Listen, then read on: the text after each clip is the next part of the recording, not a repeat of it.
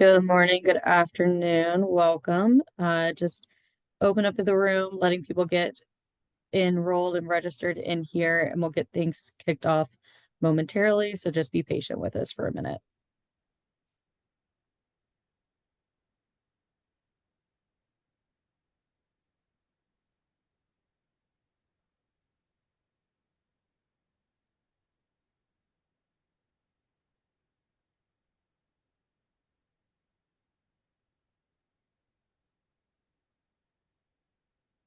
Again, just want to thank everyone for joining us today. We still have another minute or so before we get started. So just be patient. We will begin momentarily.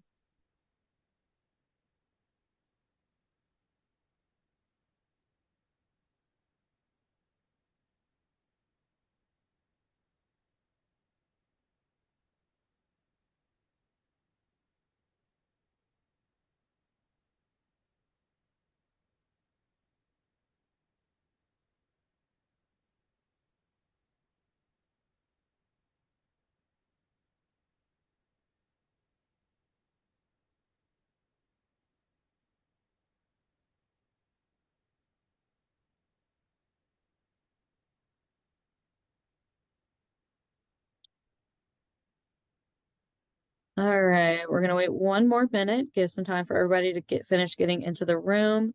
Thanks everyone again for joining us today. We will get started here shortly.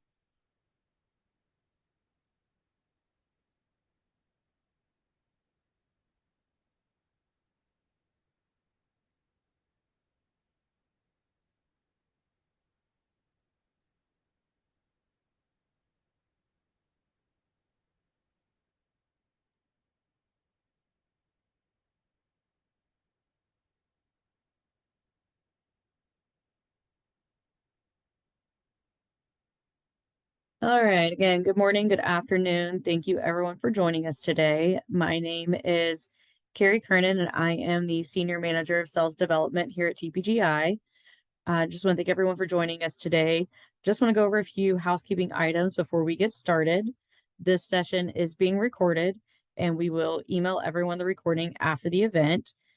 We have captions available, so feel free to use them as needed. We will have some time at the end for live Q&A. Please use the Q&A box, and we will answer as many of the questions as we can at the end of the presentation. Again, just want to enforce, please use the Q&A box and not the chat for any questions. Sometimes questions get missed when they get put into the chat. If for any reason we run out of time, we don't get to your questions, we will respond to you after the webinar is over. Lastly, I'd also like to mention if anyone is needing any accessibility support, training, or usability testing, I will send out an email after the webinar with a link to schedule time to speak with one of our experts. And with that, I am going to let Wes get started, provide an introduction of himself, and get things going. Off to you, Awesome. Wes. Thank you, Carrie. I appreciate it. Hello, everybody. Thank you for joining us today. My name is Wes Estes. I am an accessibility engineer at TPGI. And today we're going to be talking about pieces of an accessibility audit. What's in an accessible name?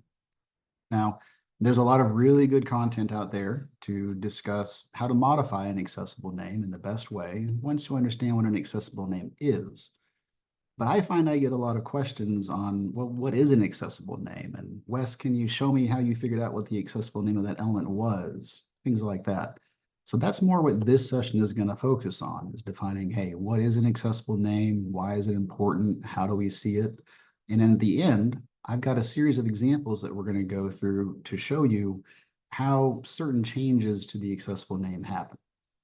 So let's get started. First off, what is an accessible name? Well, the W3C working draft from August 2nd of this year, Accessible Name and Description Computation 1.2 says, quote unquote, the accessible name is the name of a user interface element. Each platform accessibility API provides the accessible name property. The value of the accessible name may be derived from a visible, e.g. the visible text on a button, or invisible, e.g. the text alternative that describes an icon, property of the user interface element, unquote. Okay, So what that basically means is the accessible name tells us the context of the element that we're interacting with. Oh, that makes sense. So what elements need an accessible name? Well, accessible name is needed to describe elements on the page with certain roles. So for example, buttons, links, images that are meaningful, tables, dialogues, various form inputs, text, radio, checkbox, select, text area, tabs, tab panels, combo boxes, list boxes, and this is not an exhaustive list. This is just the first examples that came to mind of potential elements that you might run into on a page that would require an accessible name to give the user additional context to understand what they're interacting with. Now, things that don't need an accessible name, well, that's going to apply to generic elements such as divs, spans, paragraph elements, unless you've assigned a specific role to it, but that's a little more advanced in this session. However, this does bring us to the first of two key concepts to understanding the accessible name. And the first one is that no matter what your content looks like on the screen or how it's styled or positioned with CSS, it ultimately translates to a series of text, potentially with some interactive or meaningful elements at certain points.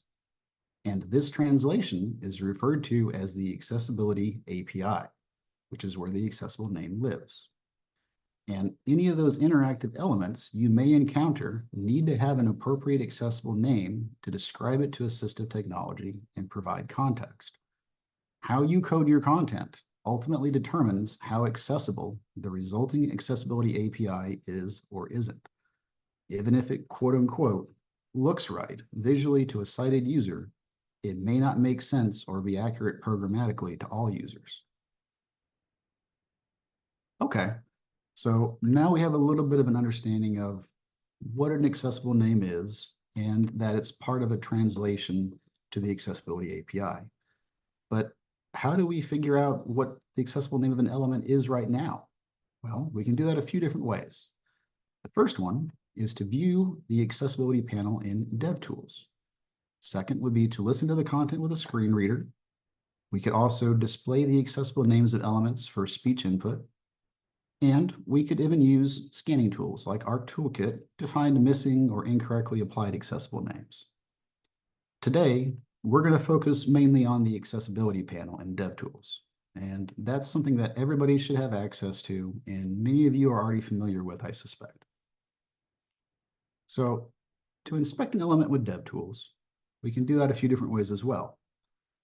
You use DevTools to view all the technical aspects of each element. And you can use any of these options to open DevTools.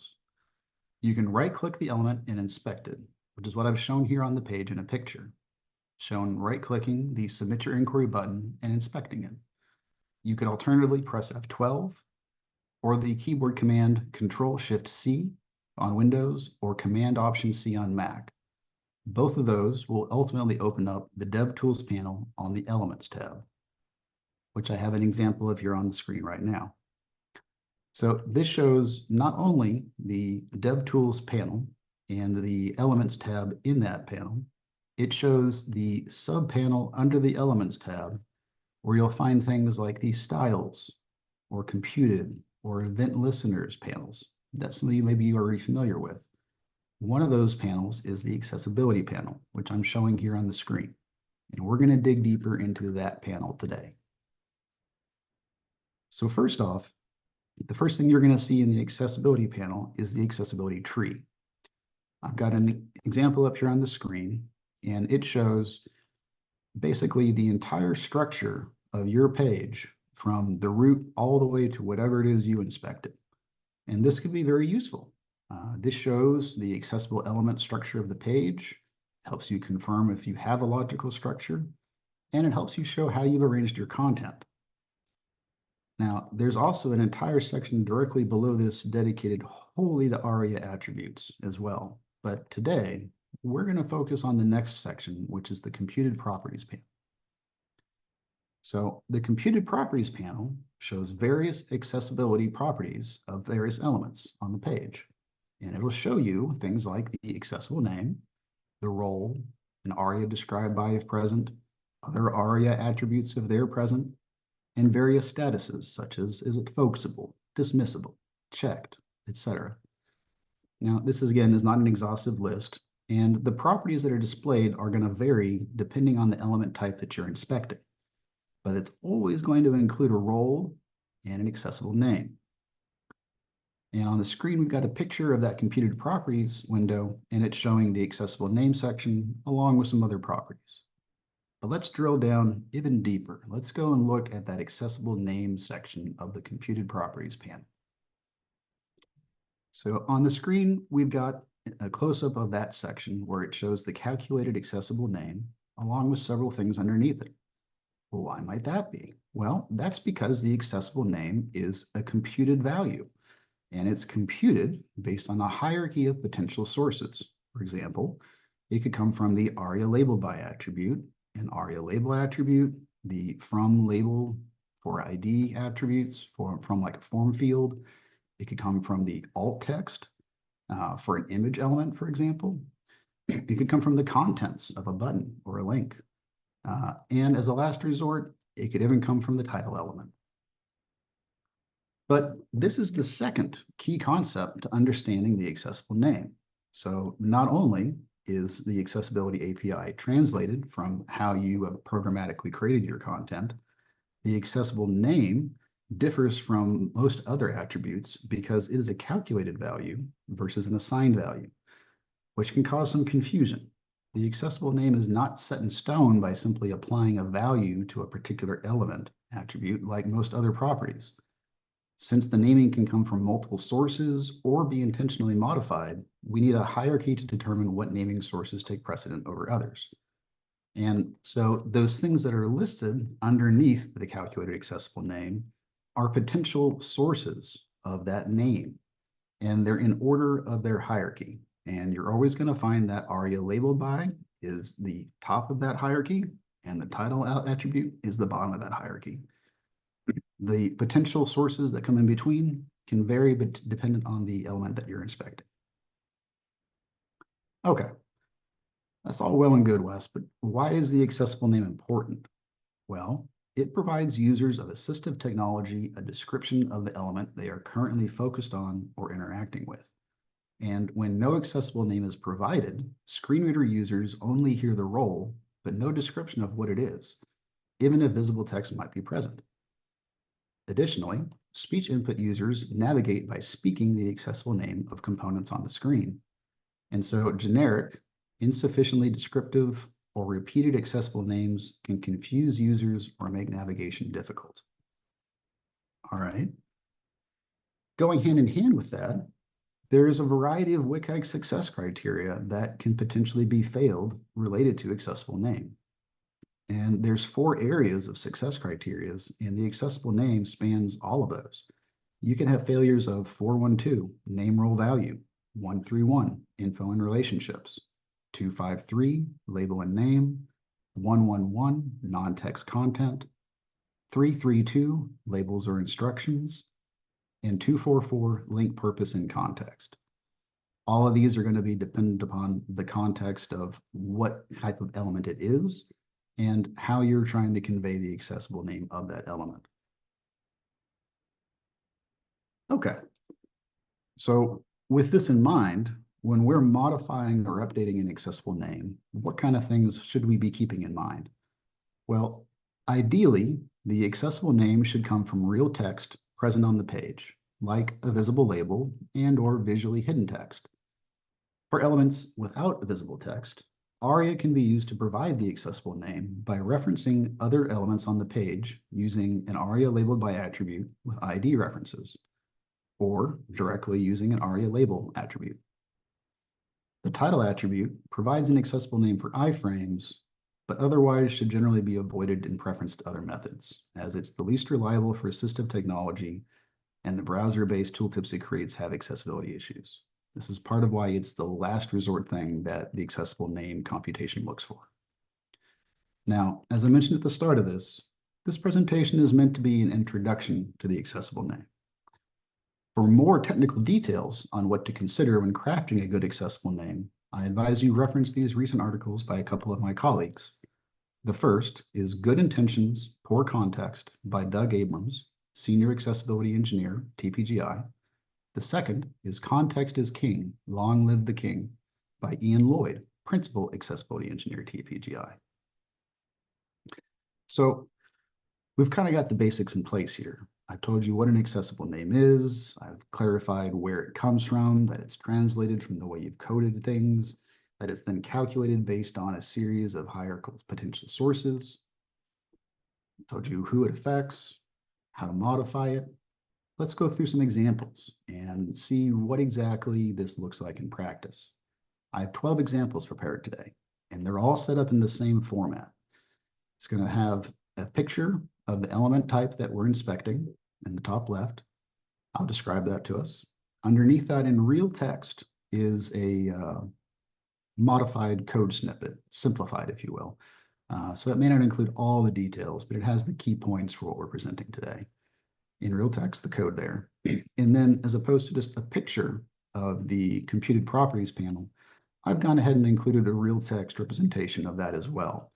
So you can see the computed properties panel on the same slide, and we'll go through and we can see where the various hierarchical sources of the name, ends up resulting in the accessible name of that element.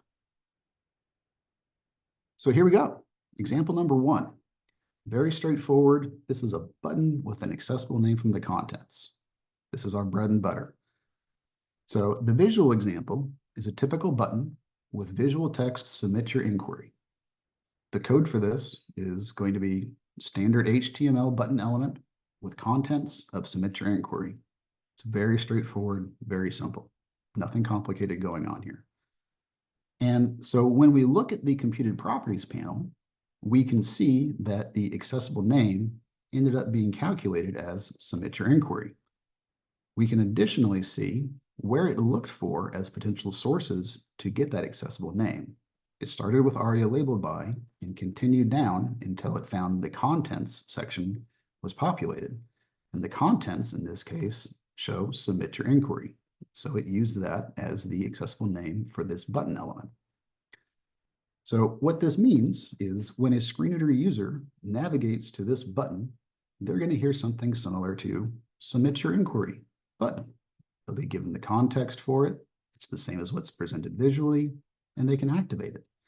Similarly, somebody navigating by speech can say, click, submit your inquiry, and it'll activate this button because the accessible name aligns. So there's no issues here. But example number 2 is something I see all the time, and it starts with the best of intentions. So example 2 is a button where the accessible name comes from the ARIA label. That in itself is not a problem. But what ends up happening is, so we're using the same example here. Visually, we have a button with submit your inquiry text present inside of it. And the code is the same, except now they've applied an ARIA label to the button element itself. Okay.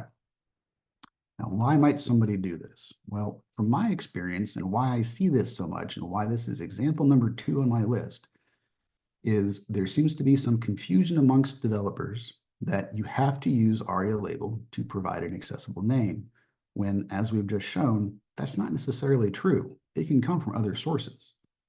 And so what usually ends up happening is this button would have started off as a button with visual text of go. And the ARIA label in this case, being go, would be equal to the visible text, and there would be no issues. The calculated accessible name would end up being go, the visible text is go, everything works as normal. But what's happened, or what I'm showing in this situation as having happened, is at some point somebody came in, updated your content, and changed the visual text in that button from go to submit your inquiry. But they didn't change the ARIA label. And so now what you have is a button that visually says submit your inquiry, but if we look at the computed properties panel and we figure out what the accessible name is, we can see that it's been calculated as go in this case. If we look deeper underneath there, we can see that it didn't have anything specified in ARIA label by, but it did have go under ARIA label. Nothing from the from label, and then it's crossed through the content that it had that had submit your inquiry over with precedence for the hierarchy of ARIA label. And so it's gone and applied the ARIA label input to provide the accessible name for this particular element. So now, when a screen reader navigates to this button that visually says submit your inquiry, they will instead hear go button, which is not accurate. It's additionally problematic for speech navigation users, because when they say something like click submit your inquiry, it won't do anything. Because as far as the API is concerned, that button isn't called submit your inquiry. That button is called go. And it's expecting the user to say, click go, which they're clearly not going to do because they can't see that. So this is a problem. This is an example of our first failure. This is an example of a 253 failure, label and name. Okay, so let's move on. We're going to stick with buttons for right now, and these examples are going to get progressively more complicated as we go. In this case, we have a button with no accessible name, which I'm sure you're already guessing, yes, this is another failure. The visual example in this situation is a very common search text box with a button that is comprised entirely of a magnifying glass image. Okay. A sighted user might be able to look at this, figure out what's going on, click on the magnifying glass, and go on with their day. But that does not mean that it's programmatically marked up to make sense. And that's what we're going to see here. So the code for this, that magnifying glass search button, it's a button with no text content in it. And the image, child image content, has been hidden from assistive technology. So there's nothing exposed there either. So when all that gets translated to the accessibility API, the accessible name computation looks for potential sources, and it sees that none have been provided. And so therefore, the end result in this case is the accessible name is blank. So when a screen reader user navigates to this search field and then tries to activate that button, they're going to hear blank button instead of search button or something that makes sense and gives context. This will additionally be a problem for people navigating by speech. They'll be unable to activate that control without doing some extra hoops. So this is a failure. This is a failure of 412 name role value. But not to worry, we can fix this.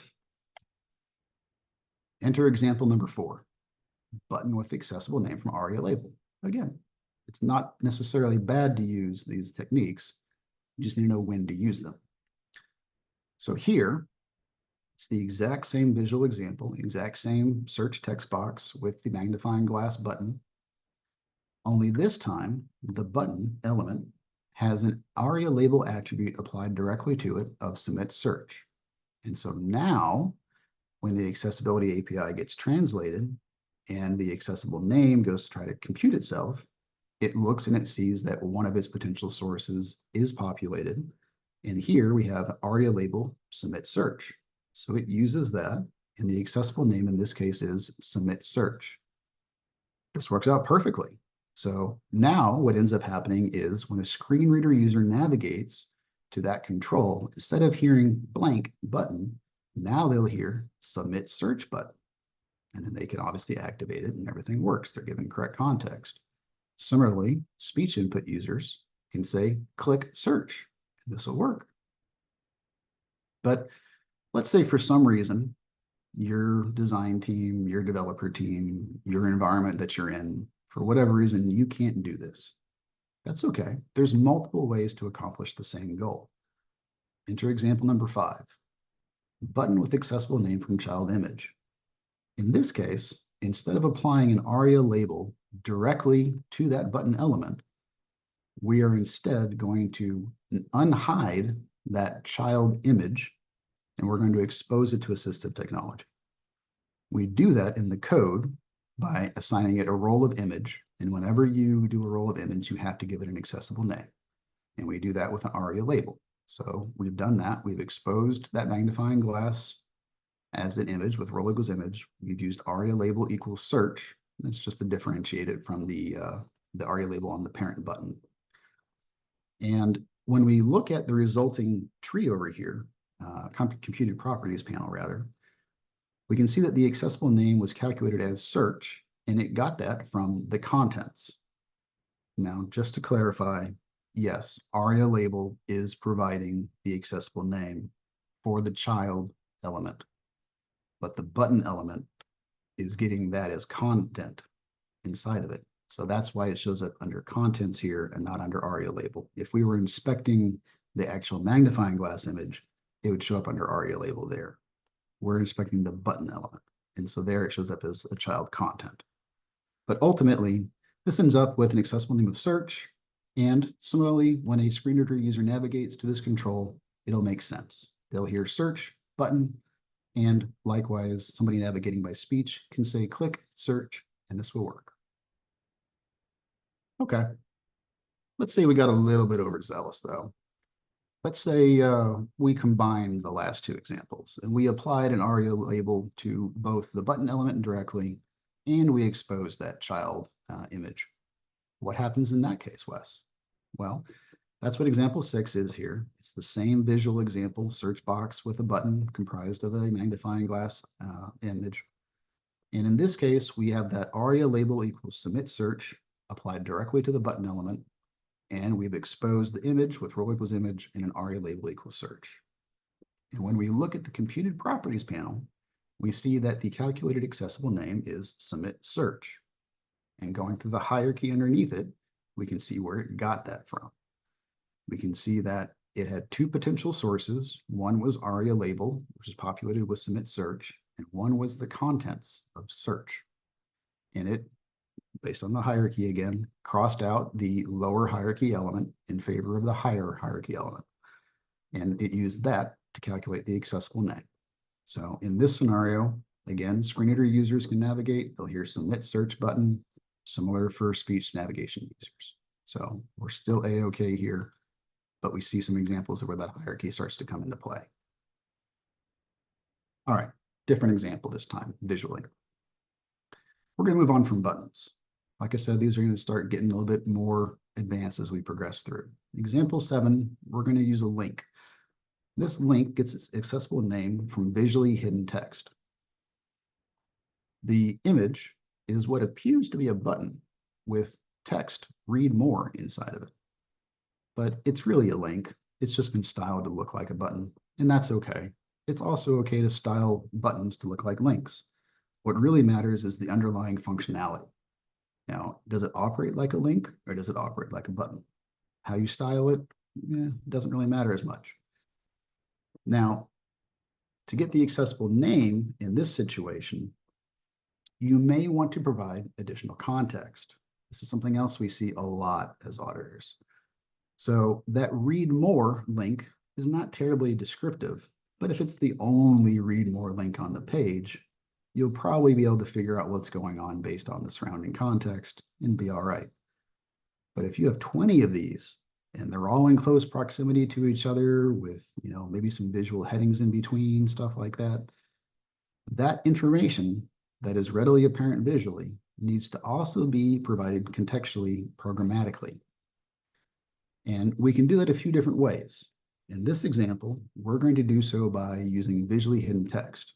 So while visually this link says read more, inside the actual code for it, we see the read more contents along with a span that we've set with a class for screen reader only to be visually hidden. Now, the contents of that is about your accessibility partner. And it's not displayed on the page, at least not visually, but it is still part of the content that's used to calculate the accessible name that gets announced to assistive technology users. So if we look at the computed properties panel and we look at the calculated accessible name, even though, again, visually this link only says read more, the accessible name is read more about your accessibility partner. We can see that he got it from its contents, but again, it got that based on the visible contents and the visually hidden text contents. So now when a screen reader user navigates to this link, they won't just hear read more link. and have to wonder what they're reading more about. Instead, they'll be given the context of they're reading more about their accessibility partner. Now, when you're doing techniques like this, you still have to be careful. For example, that 253 label and name error, that could creep up here again as well. You have to make sure that the accessible name at least contains, in whole or in part, the visible text, in this case, read more. And you can't separate that. So you can't have read about your accessible partner more. It has to stay together as one string. Read more about your accessibility partner. And if you do that, then this will also still work for people navigating by speech. So saying click read more will activate that link and it'll work. All right, moving right along, we have another link, another common example. The example in this case it's a visible logo. It's the TPGI logo, and it's been linked to the TPGI homepage. In this case, there's no text content. And so the accessible name is going to be derived from the alt text provided for that image. So the code for this is a link to the TPGI homepage, and the child content is just an image with alt text equals TPGI. So when we go over to the computer properties panel, we look at the accessible name, we see what sources it found potential naming from. We see the contents, pulled the alt text TPGI, accessible name, and it's going to use that as the calculated accessible name for this link. So now when a screen reader user navigates to this link, they'll hear TPGI link. Similarly, if a person navigating by speech said click TPGI, it would activate this link and everything would work as expected. Okay, moving right along. I told you we were going to get more advanced and we're going to start to ramp up right about now. Just hold with me. Example 9 is a form field and it gets its accessible name from the label element. So whereas before we were all operating under one element with potential child content and attributes that change that single element, now we're using multiple elements and we're trying to programmatically tie them together. The visual example presented is visual text first name asterisk followed by a text box. And the code for that consists of two separate elements. The first is a label element with content first name, and it's been given a for attribute for an ID of first name. The second element is an input element, and it has an ID of first name, so that now these two elements are programmatically linked together. So when we look at the accessible name for the input element, that's what we're inspecting, we can see that the accessible name in this situation was calculated as first name. And it got that by looking at the potential hierarchy choices there from the from label attribute. And it'll go so far as to tell you what the accessible name was for that element being referenced. So in quotes, it shows first name in the hierarchy area over here, which matches what ended up being the calculated accessible name, first name. And what that translates to is a screen reader user that now comes into this text field will be told what the visible label is for this text field programmatically. So when they get in here, they're going to hear first name, text box, editable, things like that. Similarly, somebody navigating by speech can say, click first name, and it'll put focus in that editable text box so they can start populating it. But they can only do that because we made this programmatic association. If we had just put those two separate elements up there, it might have looked fine, but they wouldn't have been programmatically linked. We had to use that for and ID attribute to make sure that the two were talking to each other, and that got translated in the accessibility API and provided an appropriate accessible name. Okay, example 10. This is a custom widget. This is a dialog.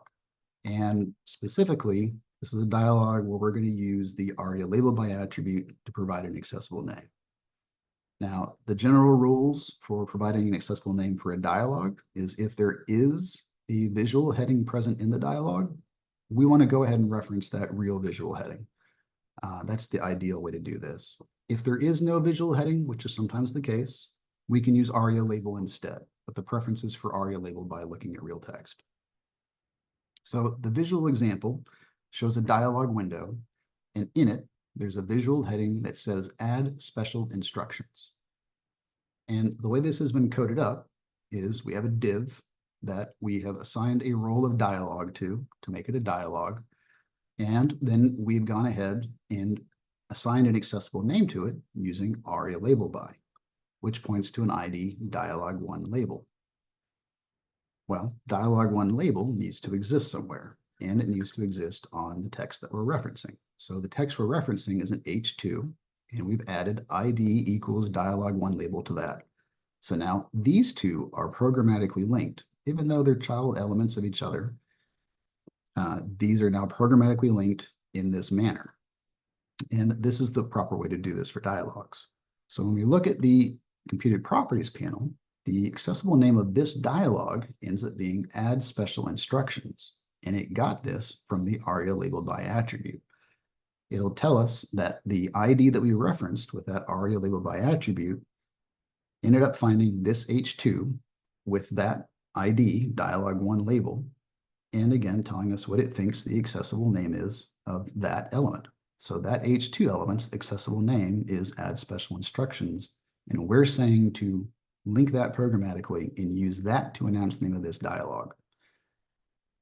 So what that means is when a screen reader user opens up this dialogue, if we hadn't done this, they would just hear dialogue blank or something along those lines. They would have no context.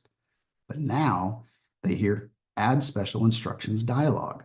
They know what the dialogue is they open. They've been given the context, and it aligns with what's presented visually. All right, second to last example. We're getting close. This one is a combo box with list box, and we're again going to use ARIA labeled by to provide the accessible name.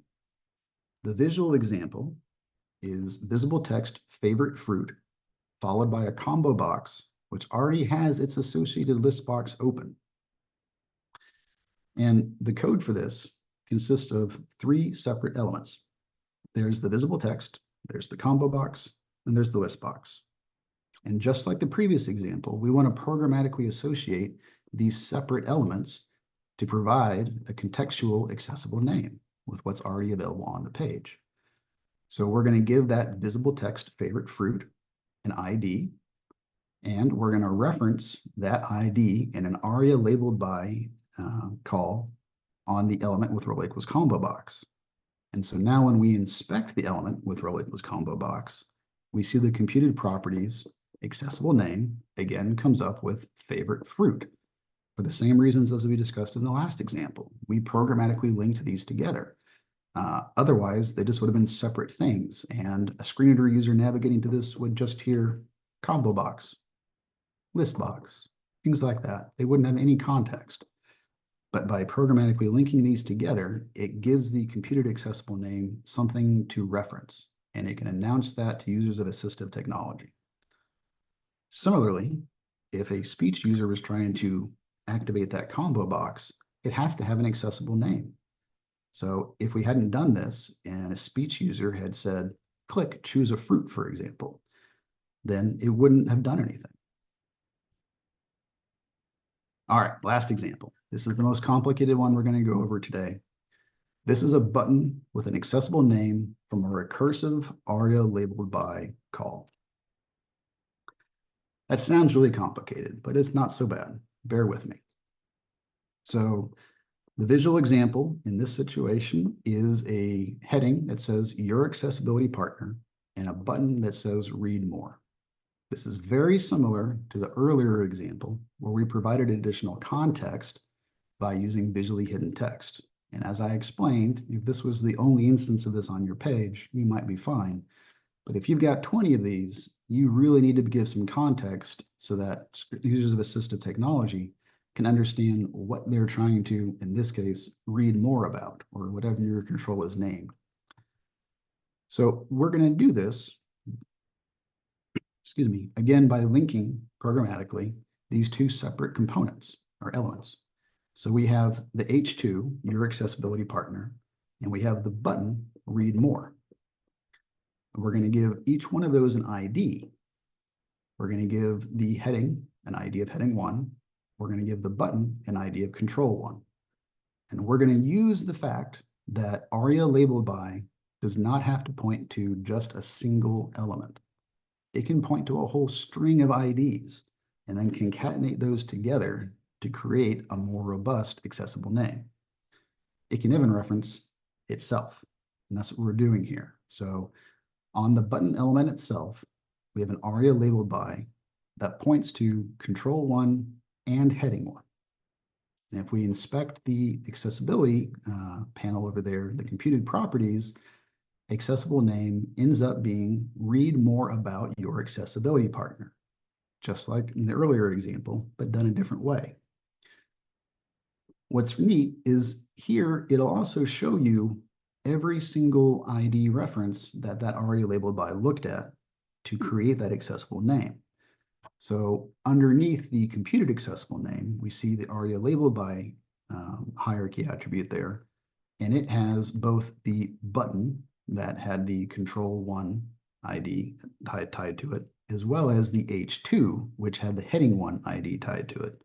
And it'll show us what each of those independent accessible names were calculated as. So for the button control, it calculated the accessible name as read more about. And for the heading ID, it calculated that accessible name as your accessibility partner. It then combined those together to create the accessible name, read more about your accessibility partner. So now, if you're a screen reader user and you're navigating a whole bunch of these buttons like this that just visibly say read more, if we've used techniques like this, instead of just saying read more button, it'll say read more about your accessibility partner button and provide that context for you for what you're interacting with. And again, the same rules apply. You have to make sure that you don't fail things like label and name. So we have to have the read more in there as one string so that speech users can say click read more, and this will still function for them as well. Okay, there was a lot of examples, and let's go ahead and summarize. So we've learned that the accessible name gives context to interactive or meaningful elements.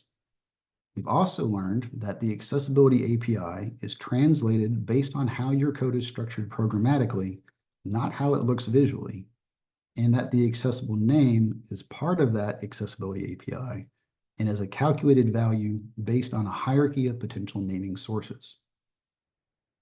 Also taught you how you can view the calculated accessible name of any element in the DevTools Elements tab under the Accessibility panel. All right. Well, that brings us to the end of our session today. Thank you so much for joining me. This concludes today's session on Pieces of an Accessibility Audit, What's in an Accessible Name by myself, Wes Estes, Accessibility Engineer, TPGI.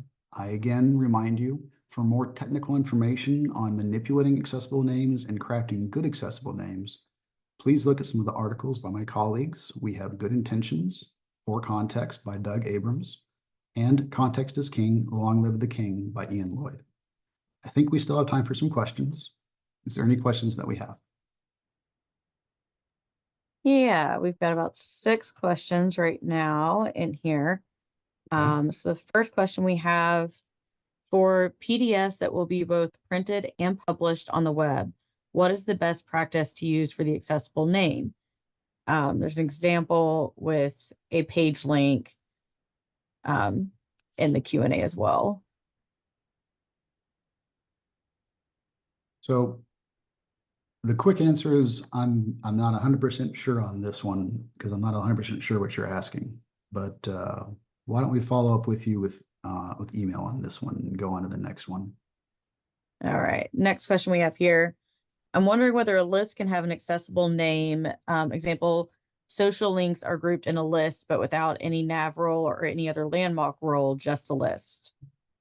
That's true. So lists can have an accessible name, but they don't necessarily need to have an accessible name. This is another one of those kind of gray areas. So you can go through and you can apply an ARIA label, for instance, to the UL, and that'll be exposed to the accessibility tree, but you don't necessarily have to, because a lot of times the list is prefaced by other context. And next question we have here, in example 9, does the screen reader need a required indicator? Yes. I said that I simplified a lot of these code examples, and that's true in this case as well. So the required indicator visually is not necessarily required for screen reader users. Depends how you've set up your site. If, for instance, you have a description saying that asterisks denote required fields at the beginning, then you may want to still have that exposed. But most of the time, screen reader users rely on one of the other attributes that gets applied, and that's the ARIA required attribute, which I omitted in this example for the purpose of brevity. But you're correct that they need to have some way of being told that that thing they're on is a required thing. All right, next question we have here. Are the steps shared in the example specific to websites, or can they be applied to PDF remediation as well? Okay, another good question. I'm not as familiar with PDF remediations, so this is another one of those where I'd like to kind of pull my colleague and get back to you via email on that one, if that's okay. Is it allowed to use ARIA label with a dynamic logic like in the example 12? Let's go up to example 12.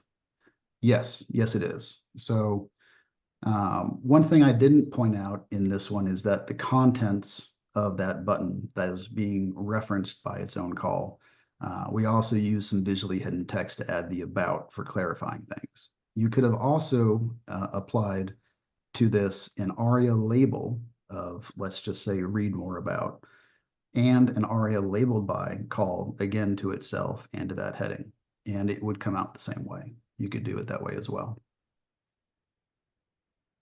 All right, next question we have here. For a front-end dev who has not used with a screen reader, is it safe to say that looking at the accessible name in DevTools is enough to predict how a screen reader would announce it in interactive control? All right, so this is a little bit tricky. With enough experience in using a screen reader, you can learn to predict how that accessibility panel will be announced by a screen reader.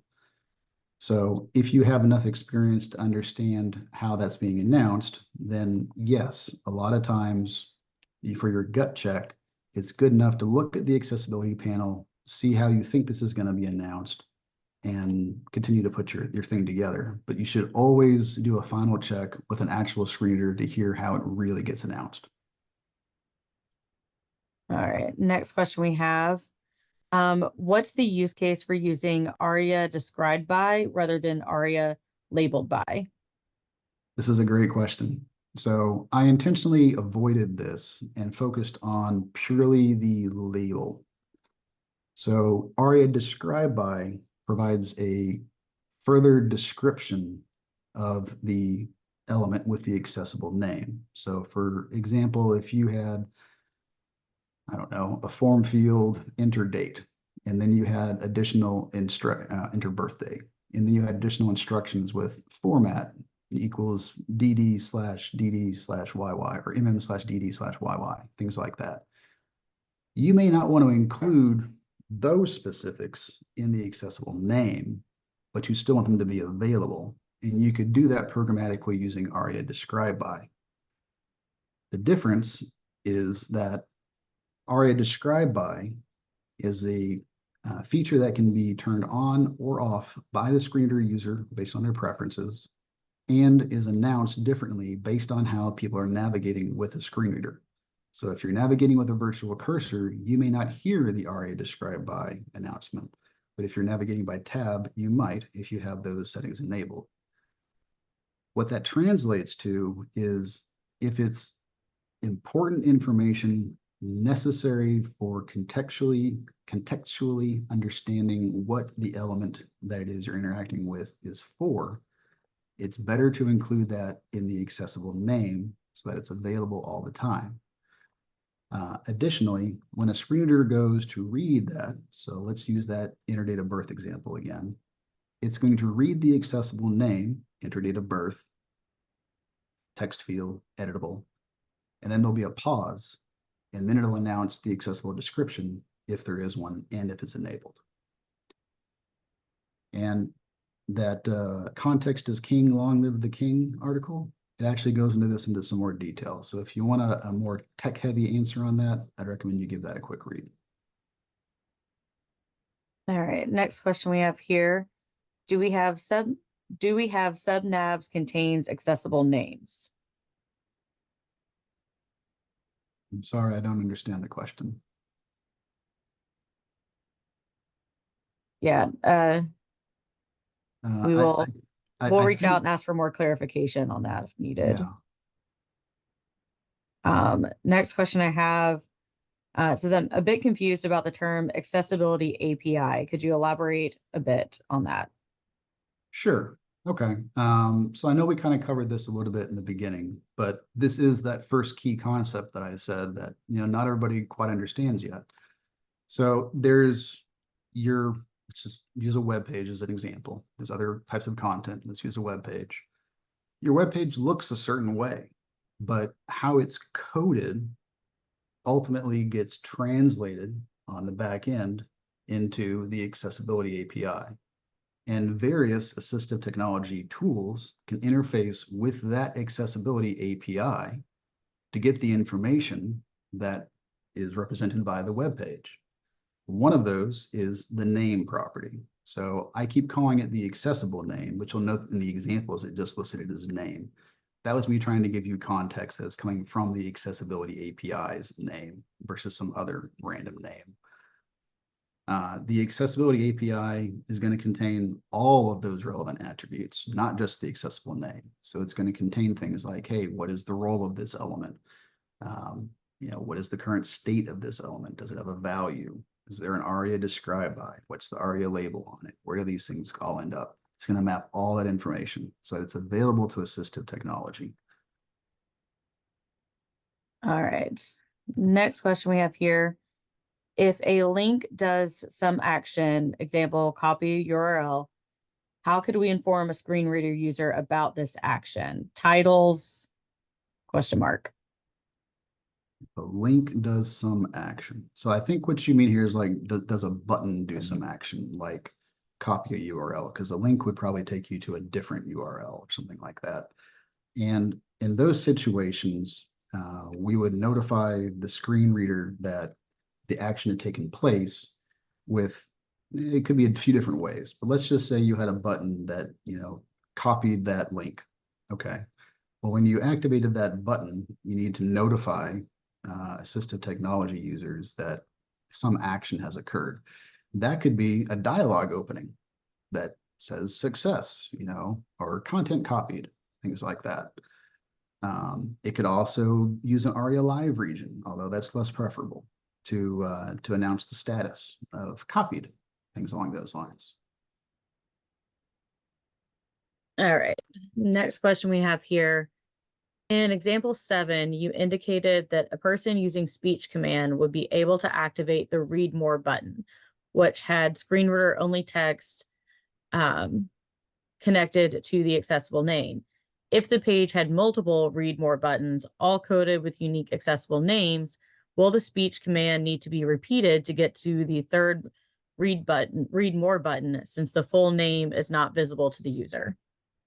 This is a good question, and you're correct that since the user is going to be saying only part of what could be multiple names, when they do so, depending on which speech input program they're using, it may try to help them. So for instance, if they said click read more, it might add numbers on the number of, say 20 read more buttons on the page, and then they could say number 2 and it would activate that one.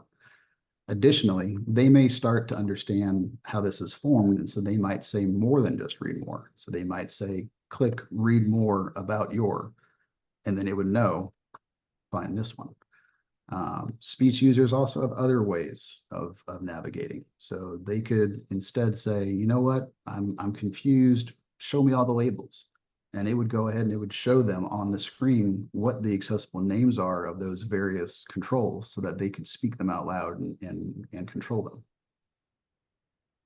Good question. Thank you for that one.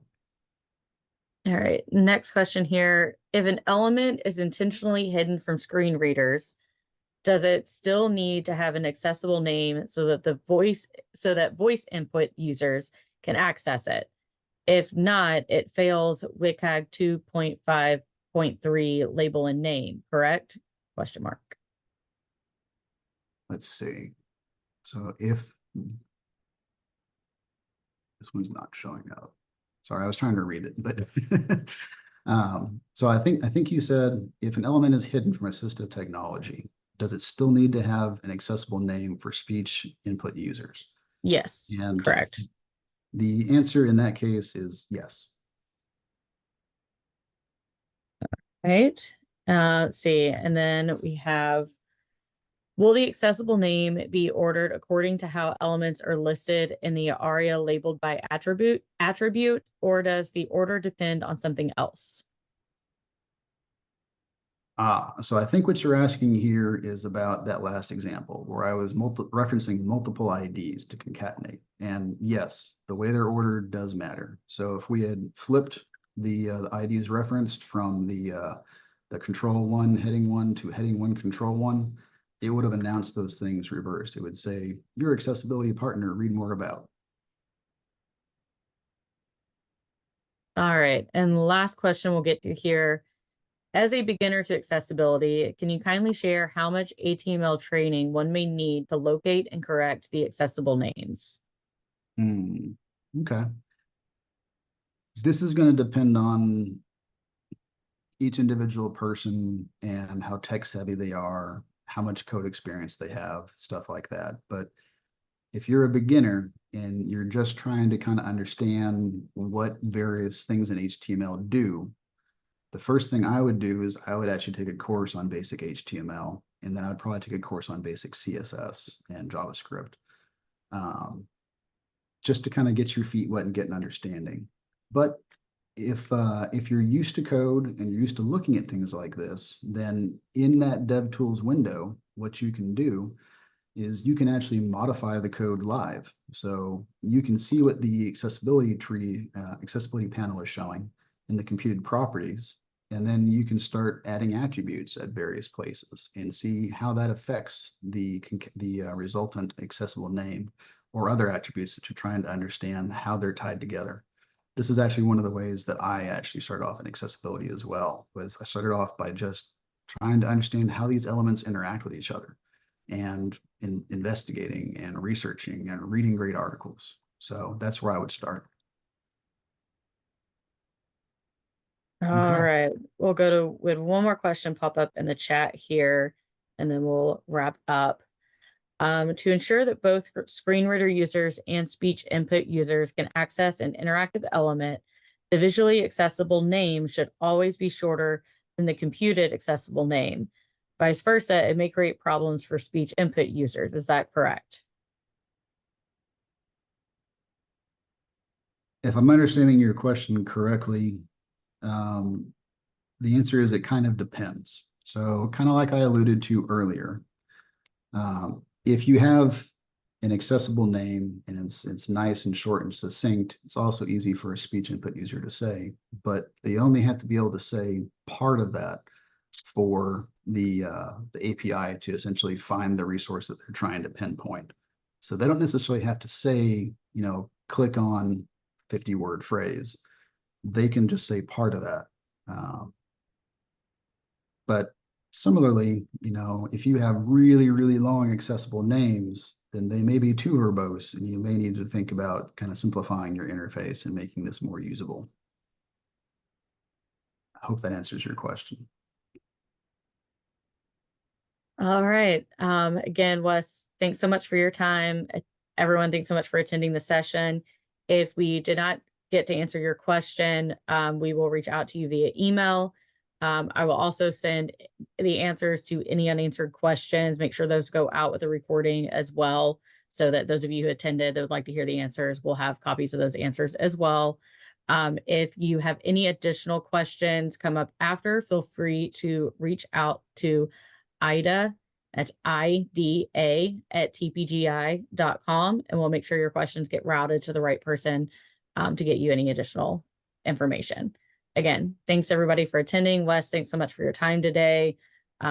We've got another webinar coming up next week, so check out our website, see what we've got going on next. We look forward to seeing you guys again soon. Absolutely. My pleasure. Thank you all again for joining today. Have a good day.